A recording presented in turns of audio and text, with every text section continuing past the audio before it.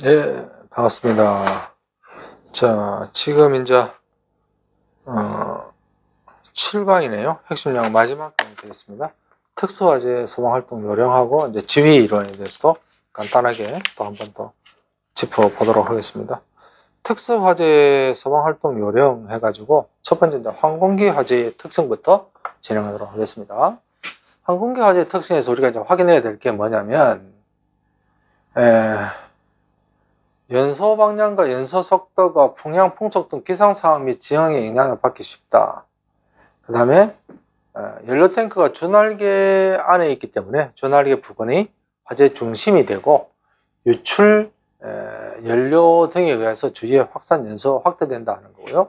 군용기 화재에 있어서는 탑재된 폭탄, 총탄, 장착된 화약 등이 폭발을 일으킬 우려가 있다 하는 거 체크를 해두시고, 그 다음에 진입 및 부서 같은 경우에는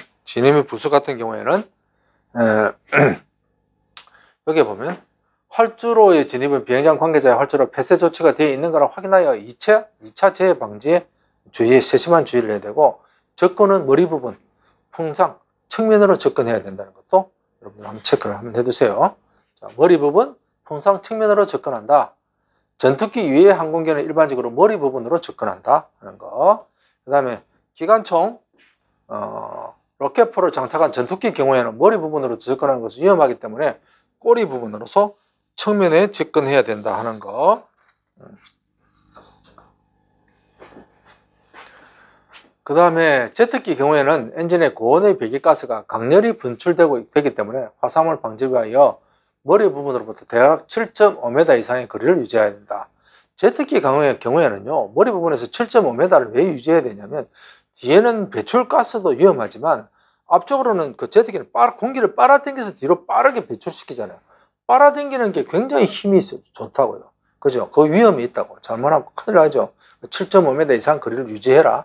제트기 같은 경우에는 멈추고 있을 경우에는 좀 애매하겠지만, 제트기 경우에는 이제 고온의 배기가스가 강력하게 분출되고 있어서, 그죠? 화상 방지를 하기 위하여 머리 부분으로부터 대략 7.5m 이상의 거리를 유지해라. 프로펠러의 경우에는 프로펠러 접근을 하지 마라. 하지 않는다. 대량의 연료 유출에 의하여 화재 확대가 예상되기 때문에 항상 테러를 고려하여 접근해라. 그 다음에 주날개 및 바퀴에는 접근을 피한다 하는 내용들이 조금 여러분들이 체크해야 될 내용들이고요. 활동 원칙은 보면 비행장 내에 있는 자유사방대가 긴밀한 연계하여 인명구조에 중점을 두고 실시한다. 호방사에 의한 소화의 주체로 하고 풍상으로 접근한다. 작업 중에 직접 관계자의 외의 출입을 금지하고 사고기 착륙 지점, 정지 예상 지점 부근에 화학차를 배치한다.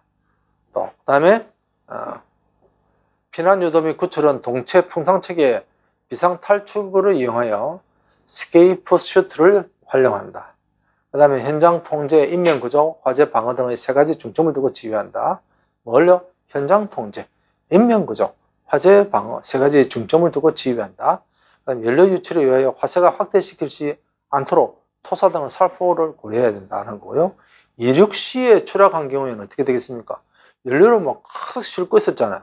그래서 이제 화재가 급격하게 확산이 예상이 되기 때문에 신속하게 이제 소화 체제를 이제 갖춰야 되겠죠. 그죠? 그 다음에 좀 고국사열이 강하기 때문에 활동 대원은 반드시 방화복이 아니고 뭐 입으라고 되어 있습니까? 네, 여기 보면 방열복을 착용한 후 활동해라 하는 것도 좀 체크를 하나 해두시면 좋겠습니다. 우리 항공기 화재 때는요. 그 다음에 포방사 활동이라고 해가지고 동체 촬영후 착륙을 할 경우에는 활주로에 공기포를 피복한다. 피복의 길이는 동체 착륙을 하면 화재가 날 가능성이 많잖아요. 바퀴 이용 안 하고 그냥 동체로 이용해서 착륙할 경우에는 피복의 길이는 활주로의 얼마요? 3분의 1을 목표로 하고, 피복의 폭은 활주로의 3분의 1 정도의 피복을 목표로 해야 된다. 공기포를. 쌍발기 같은 경우에는 엔진 간격의 1.5배 정도 좀 더 크게 넓게 해야 되고, 단발기 같은 경우에는 8에서 10m로 해라 하는 그런 내용들도 여러분들 한번 눈에 봐두시고요. 포 두께는 얼마입니까? 동체 착륙할 때는 4에서 5cm 정도로 하고, 또 시간적인 여유가 없거나 원액이 여유가 없는 경우에는 100에서 150m 범위를 긴급히 전면 피복한다 하는 것, 그죠? 이것도 3분의 1이지만 하면 좋지만 없다면 좀 부족하다면, 급하다면 100에서 150m를 긴급히 예상되는 지점에다가 피복을 하는데, 피복의 두께는 얼마요? 4에서 5cm 정도로 두께로 해라 하는 것 좀 확인해 두시고요. 포소와 분무주소를 중점으로 하고 직사주소는 하지 않는다. 항공기 화재때는 직사주소 하지 않습니다. 그것도 여러분들 좀 체크. 그 다음에 동체 하부 그 주변 5m 이내는 우선적으로 소화를 한다. 왜? 거기 기름이 있으니까요. 폭발할 위험도 있고요. 그 다음에 고발포는 지표의 평평한 부분에, 고발포는 어디에 하라고요? 이거 체크. 고발포는 평탄한 부분에는 고발포. 저발포는요, 기체의 동체 입체 부분에 소화한다. 또 직접 동체 보는 조치를 최소한으로 광범위하게 하고, 포 침투가 어려운 날개 부분 내부 등의 소화에는 이산화탄소, CO2를 이용해서 하라. 자, 평탄한 거는 어떻게 합니까? 고발포를 이용해라. 저발포는 기체 등 입체 부분에 소화할 때 저발포를 이용해라. 그다음에 포 침투가 어려운 날개 부분에는 이산화탄소를 이용해라 하는 것도 여기에 있는 포인트로 시험에 나올 수 있다면 이 부분에 나올 수 있겠죠, 그죠? 잘 체크를 하나 해두시면 되겠습니다. 산림화재 볼까요? 여기에 보면은 한문으로 수관화라고 되어 있잖아요. 그죠? 여기에는 나무 숫자에, 여기 뭡니까? 갓관자잖아요. 머리에 쓰는 갓관자, 화 해서, 요거는 수관에는 나무의 잎이 불이 붙는 것을 수관화라고 합니다. 그죠? 우리가 왕관할 때 머리에 쓰는 게 잎이 나무로 치면 그 왕관을 쓴 모습이잖아요. 그죠? 요거는 이제 수관화라고, 나무의 잎에 타는 것을 수관화라고 하고요. 여기에 보면 수간화, 여기에 보면 이게 무슨 자입니까? 줄기간자잖아요. 줄기간자. 나무의 줄기에 불이 붙는 것. 그죠? 나무에 수간은 수목이 타는 화재로서 고목 등의 수간화라고 되기 쉽다. 잎에 타는 거 말고 그 나무의 그 원 기둥에 불이 붙는 것을 수간화라고 하고, 지표화는 지표를 덮고 있는 낙엽가지 등이 타는 것을 지표화라고 한다는 것도, 이게 또 의외로 하면 시험에 묻기도 하면 했더라고요. 그죠? 저거 확인해 보니까 한 2번 정도 물었던 것 같습니다.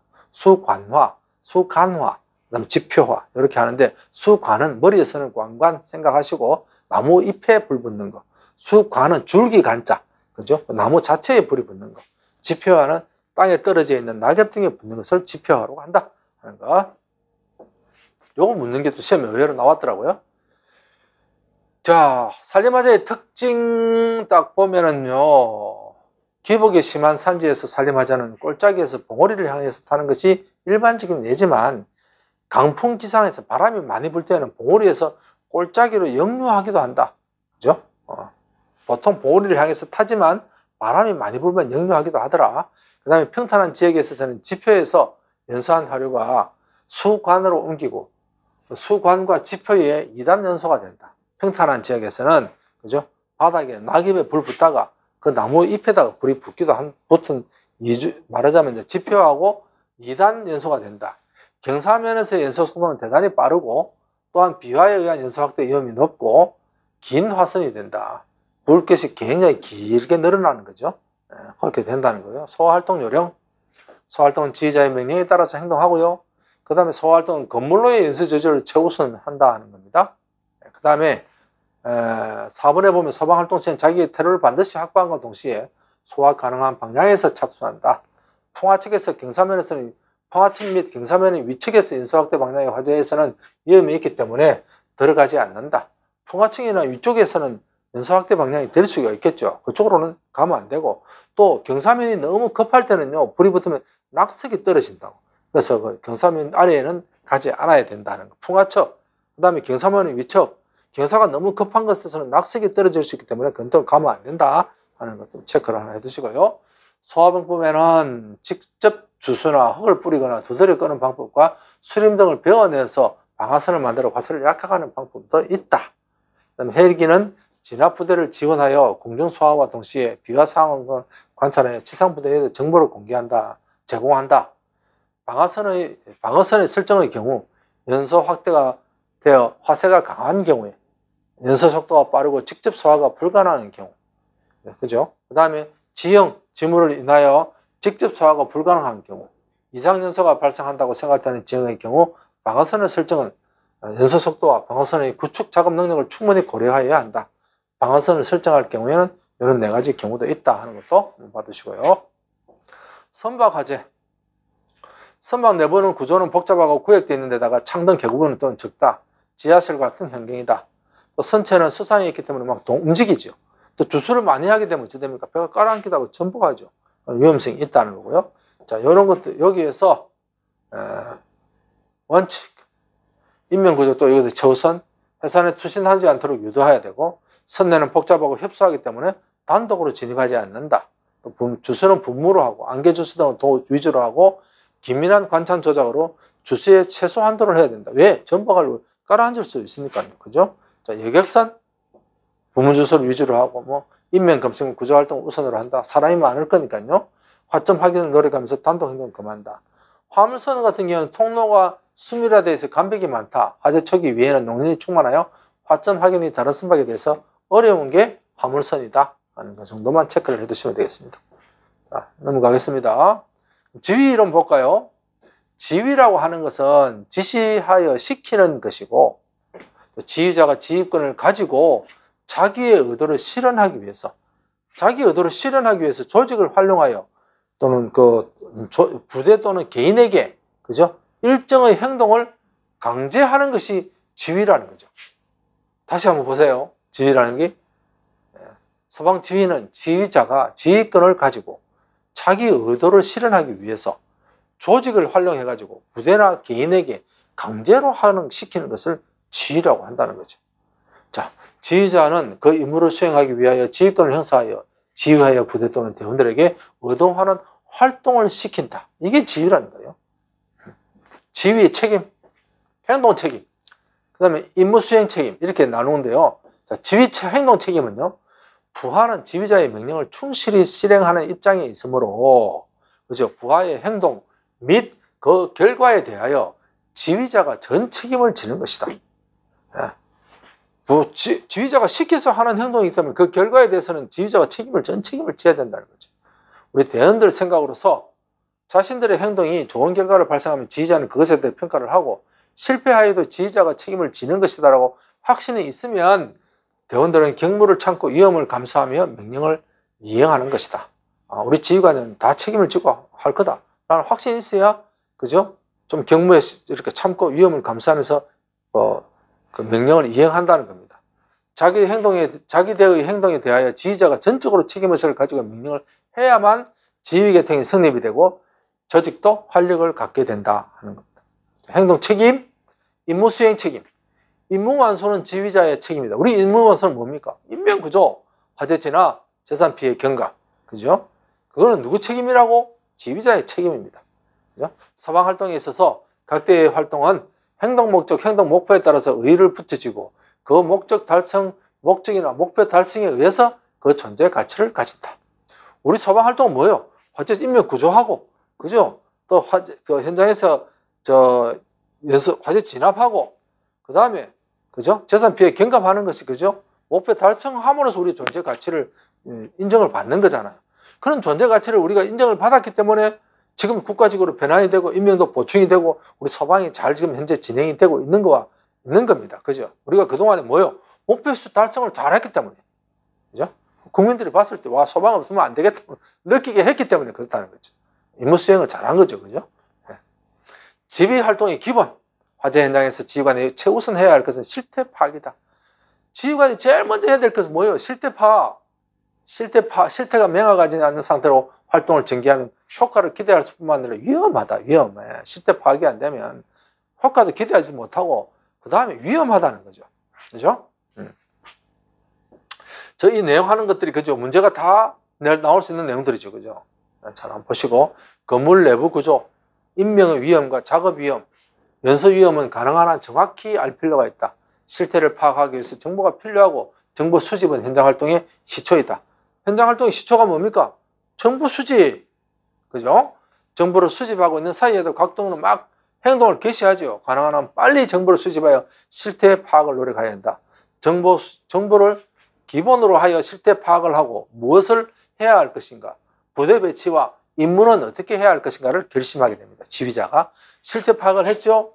그 다음에 상황 판단을 하고 결심을 하고 명령을 합니다.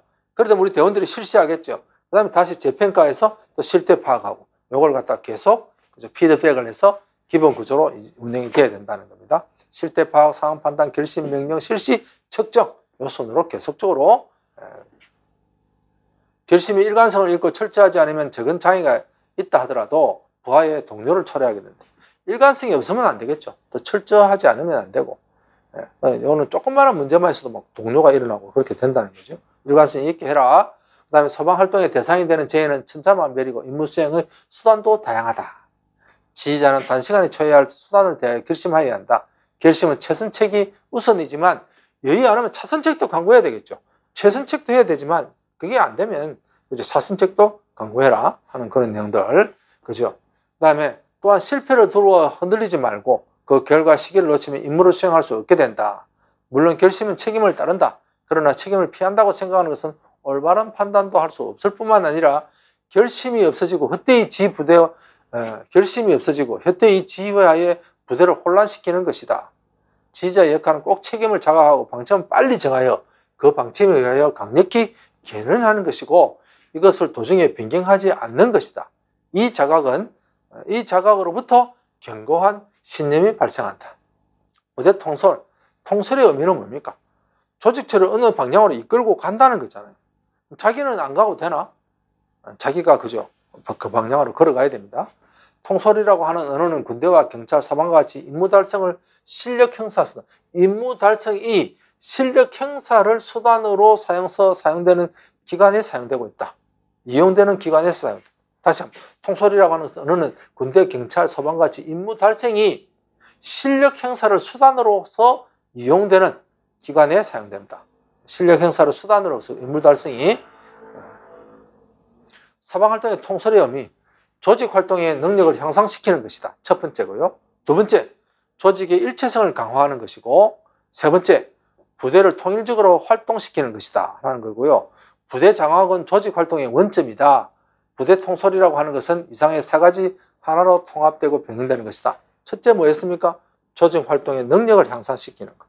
두 번째, 조직의 일체성을 강화하고, 그 다음에 세 번째, 부대의 통일적 활동을 하는 게 활동시키는 것이다 하는 것도 1번, 2번, 3번으로 좀 한 번 더 체크를 해 두십시오. 자, 한번 볼게요. 소방활동 통솔의 의미는 활동 능력을 향상시키기 위해서 통솔을 하는 것이고, 조직의 일체성을 강화하는 것이고, 또요, 부대의 통일적 행동 활동을 시키는 것이다. 그 통솔의 의미, 그 통솔에 관련되어 있는 내용이다라는 것도 여러분들 체크를 해 두시고요. 상황 판단의 소방 지휘에 있어서 상황 판단에 것은 현장 상황으로부터 재해 실태를 파악하고 이것에 임무를 주고 그 상황에서 지금 무엇을 할 것인가를 항상 판단하는 것이다. 지휘자는 지휘 행위 중에 가장 중요한 것이 뭡니까? 가장 중요한 문제는 부여된 임무를 달성하기 위하여 즉시 적절한 결심을 하여 명령을 바라는 것이다. 지휘자의 지휘 행위 중에 가장 중요한 것은 우리가 지금 인명구조, 만약 인명구조 같으면 그것을 달성하기 위해서 적시에 적절한 결심에 따라서 명령을 해야 되는 거죠. 그게 중요하다는 겁니다. 상황 판단에 원칙이 있다. 상황 판단은 직감과 선입감인 희망적 관찰을 피하고 가능한 한 정확한 정보, 그죠?에 따라서 객관적으로 숙고할 필요가 있다. 객관적 숙고. 상황 판단은 그다음 화재 현장은 항상 변한다. 시간은 분초 단위로 변화되어 있다. 프레시오버에 의해 순식간에 실내 전체가 화염에 휩싸이는 경우도 있다. 어떠한 순간에 상황 판단에도 반드시 에고는 있다. 우리가 그죠? 프레시오버에 전조정상도 있고 백드롭트에 전조정상도 있잖아요. 그죠? 에고는 있다. 지휘자는 언제든지 이런 변화의 징후를 그냥 소홀히 해서는 안 되는 거죠. 이를 위해서 현장 상황을 그죠? 냉정하게 알고 끊임없이 상황 판단을 계속해야 한다. 그다음 지휘자는 일방면 작은 일에도 사로잡히지 않고 넓은 면을 보는 것이 중요하다 하는 것. 지휘자는 대원보다 한층 높은 곳에서 전반적인 상황을 내려다보고 넓은 면을 파악한 후 상황에 대응한 조치를 할 필요가 있다 하는 것. 자, 이것도 좀 체크를 전체적으로 우리 느낌을 가지는 겁니다. 지휘자는 이렇다는 것. 화재 현장 지휘 통제. 현장 지휘 임무를 맡고 있는 직원의 최대 관심사. 어떻게 하면 현장에 도착하는 수많은 인적, 물적 자원을 의도하는 바에 따라 조직화하고 통제할 수 있는지를 현장 지휘 임무를 맡고 있는 직원의 최대 관심사일 것이다. 빠르게 연소되고 확대되고 있는 상황에서 전체적인 상황을 신속히 분석 판단해가지고 그다음에 출동대를 효과적으로 지휘 통제를 해야 되는 거죠. 그다음에 이제 현장 임무를 수행하는 직원이 현장에서 결정할 사항으로서는 현장 지휘 임무를 수행하는 직원은 현장에 도착했을 때 수많은 판단 요소에 대해서 결정을 내리는 어려운 상황에 사실 얼마나 어려운 일입니까? 그죠? 부담스럽고 어려운 일입니다. 직면하게 된다. 자, 누가 어떤 임무를 맡는 것이 적합한지, 또는 어디에 지휘소를 설치해야 될 건지, 그죠? 출동대는 어디에 위치시켜야 될 건지, 고정 지휘를 할 경우에는 위치 건물의 내부의 확대 또는 진압 효과를 이제 어떻게 파악할 것인지, 폭발 또는 붕괴 위험은 있는가, 누군가로 실종됐다면 어떻게 할 것인가 하는 것들이 여러 가지 이런 내용들이 있다는 것, 그죠? 그 다음에 출동대의 체계적 조직화를 위해서 지휘 명령 시스템 구성 요소 10가지. 첫 번째, 그죠? 예, 현장 도착 선언. announcing arrival이라고 하죠. 현장 도착 선언이 굉장히 중요합니다. 그죠? 예. 현 시점에서 현장 지휘관이 누구인지를 알 수 있다는 것이다. 현장 도착 지휘 선언을 하면 원칙적으로 최초에 도착하는 선착대장이 상급 지휘관이 올 때까지 지휘관이 되고, 각급 지휘관은 자신이 현장 도착한 사실을 알림으로써 각 출동대에 누가 현재 지휘관인지를 확인할 수 있겠죠. 그죠? 전진 지휘 형태, 이동 지휘 형태, 고정 지휘 형태, 이거 한번 보시고요. 전진 지휘 형태는 최일선에서 임무 중심의 지휘 방식인데, 즉각적 공격 활동이 필요하고 지휘권을 이양하는 것이 부적절한 경우에 누가 한다고? 선착대장이 사용하지.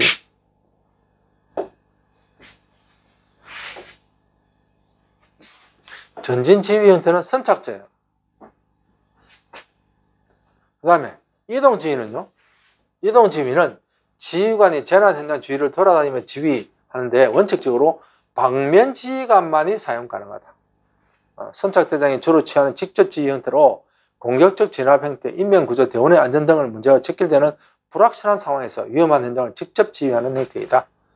이거는 주로 방면 지휘관만이 사용하는 이동 지휘. 고정 지휘는 복잡한 전체 상황을 거시적 관점에서 지휘하기 위해서 외부에서 고정 지휘를 하는 형태.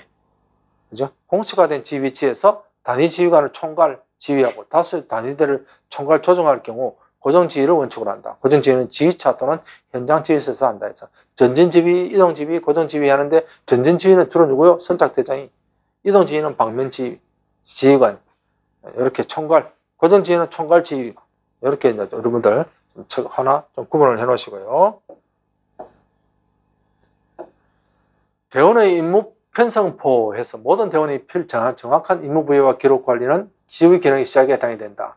화재 진압 과정에서 붕괴나 폭발이 발생하면 각 지휘관은 소속 직원에 대한 인원수를 파악하고 대원의 행방을 확인해야 된다 하는 것. 이거요. 여기 보면은 태그 시스템, 여기에서 태그 시스템이라서 네임 태그 시스템이라고 해가지고 보드에다가 우리 대원들 이름 딱 해서 거기다 딱딱딱 걸어 놓는 거죠.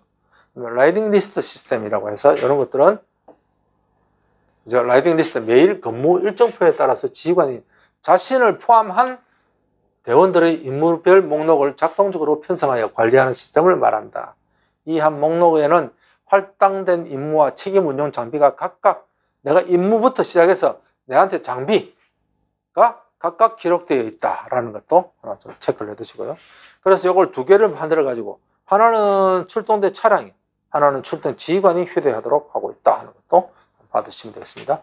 라이딩 리스트 시스템, 그다음 하나는요 태그 시스템, 네임, 네임 태그 시스템이라고 하죠. 자, 이런 것도 있더라.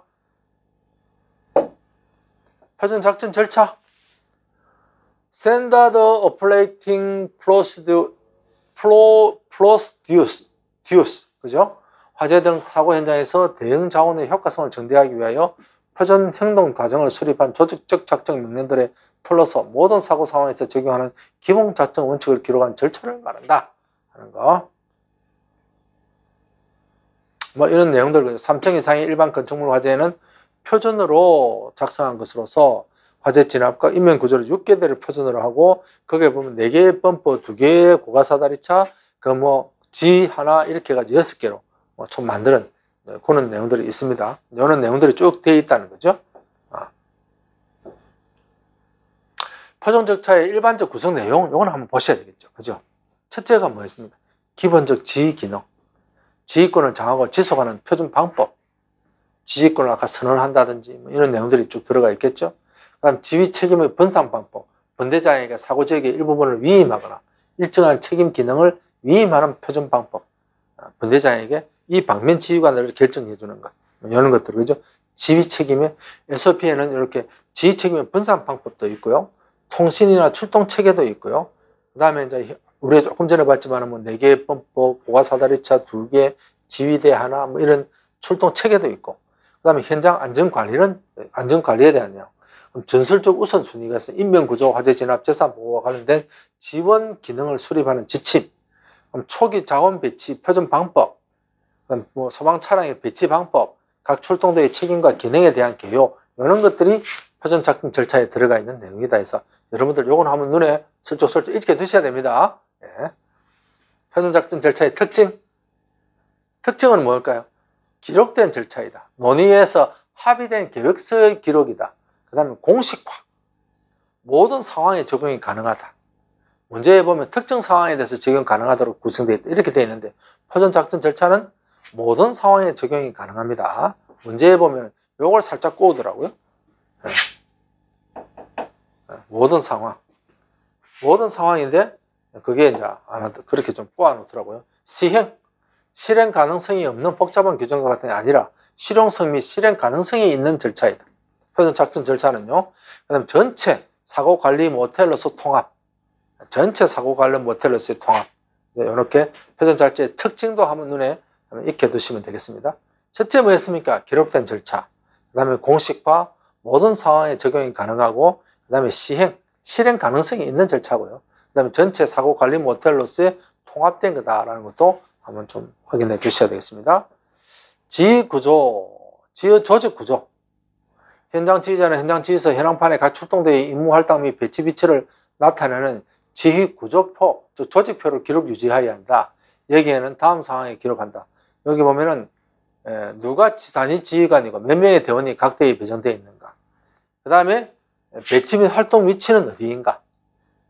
이런 것들도 잘 기록을 해놔야 되고요.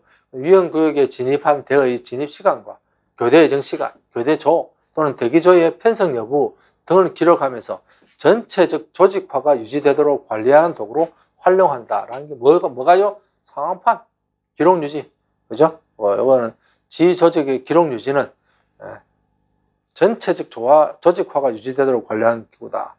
ICS에서 긴급 구조 통제단의 기본 구조는 볼까요? 첫째가 총괄 지휘 기능이 있죠. 요거는 좀 유동적이죠. 그죠? 필요에 따라서 더 늘어날 수도 있고 줄어들 수도 있던 유동적인 기구라는 것도 여러분들 좀 확인해 두셔야 되고요. 대응 초기에 작성한 조직도 토대로 보다 큰 규모의 조직 관리에 활용하는 ICS를 활용한다. 관리는 다음과 같은 사항을 확장하여 사용할 수 있고, 각 부서의 조직은 현장 지휘관의 제안에 따라 필요만큼 운영한다. 필요만큼 운영할 수도 있다는 거죠. 좀 축소하고 확장할 수 있는 거, ICS. 좀 기억을 해서. 총괄 지휘 기능은 통합 지휘팀과 있고 안전 담당과 연락 공보 담당은 어디에 속합니까? 네, 총괄 지휘 기능에 속한다는 것도 체크 확인 한번 해두셔야 되고, 그 다음에 이제 계획 기능, 대응 계획부가 있을 거고, 그 다음에 계획 기능이 있고 대응 기능은 현장 지휘대가 있겠죠. 그 다음에 자원 지원 기능은 자원 지원부. 그 다음에 이제 이건 긴급 복구는 긴급 복구부. 이렇게 좀 나누기도 하고요.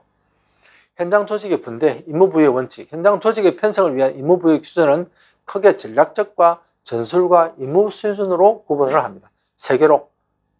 현장 조직 편성의 임무 부여 수준은 전략 수준, 전술 수준, 그다음에 임무 부여 수준으로 한다.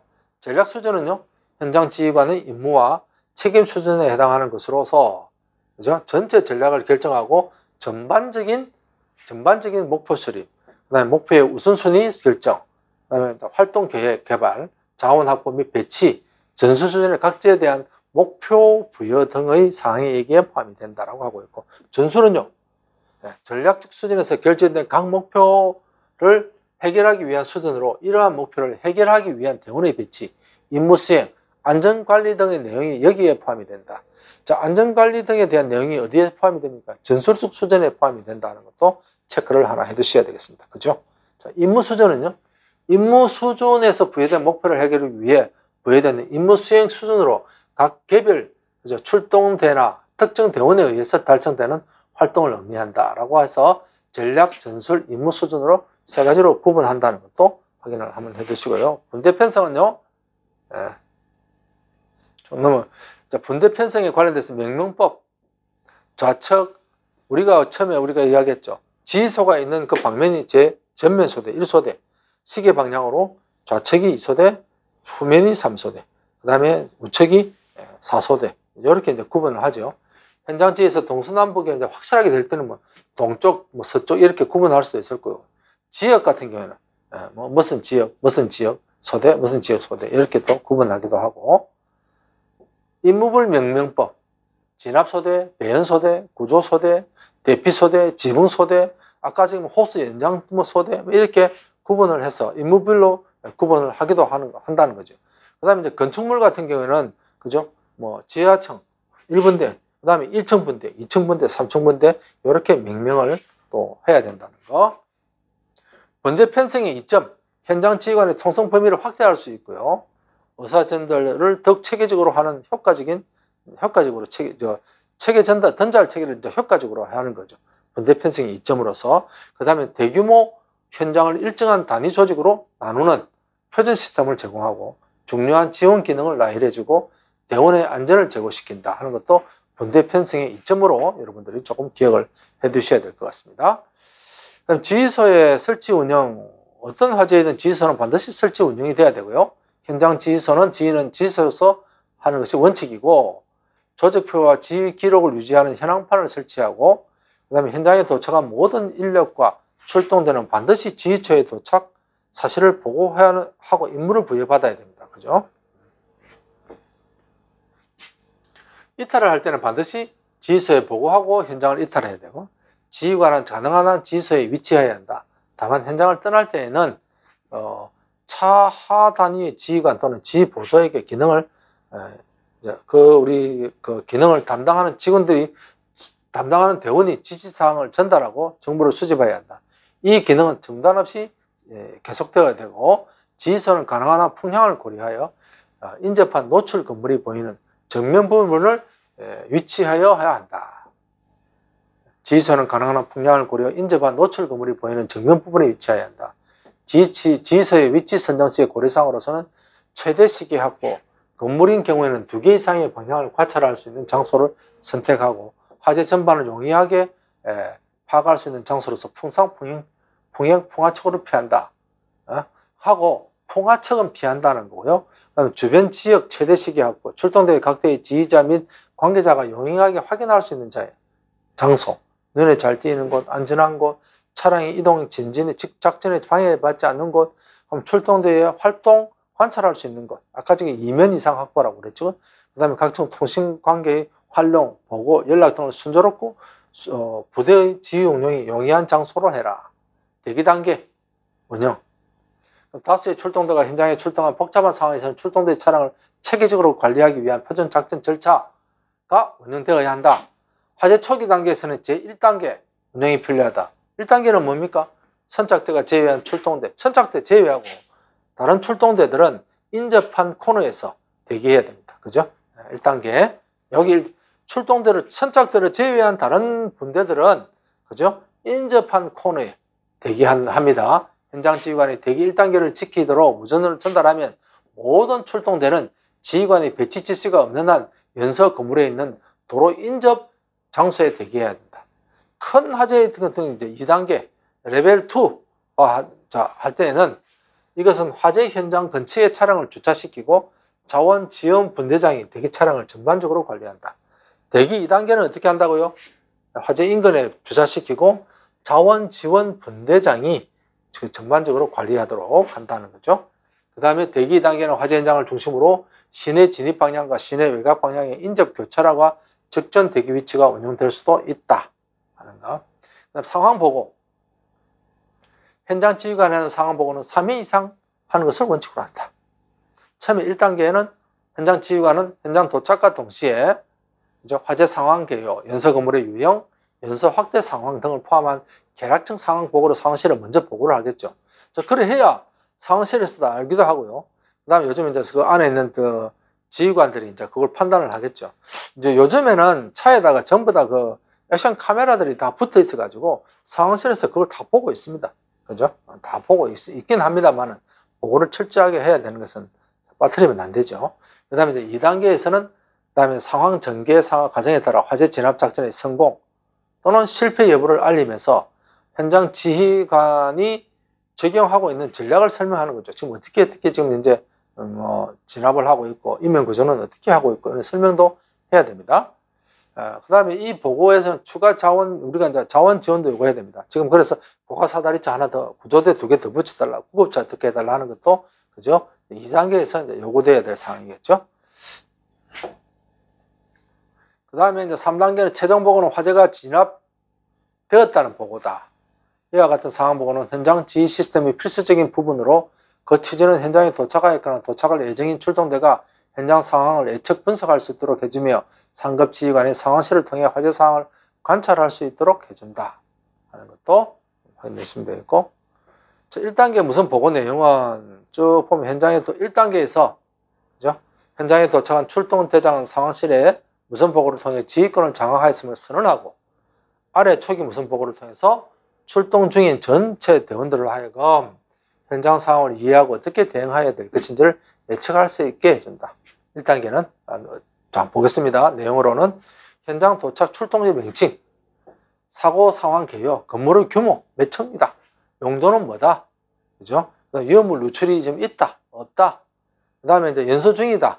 대량 그 다음에 상황 현재 상황이 연소 중이고 또는 또 대량 화재가 지금 발생 중이다, 발생했다, 이런 내용들이 있고요. 시도되는 이제 활동 개용, 그래가지고 이제 인명 구조를 하기 위해서 이제 어떻게 좀 하고 있다는 이런 개요들이 들어가야 되겠죠.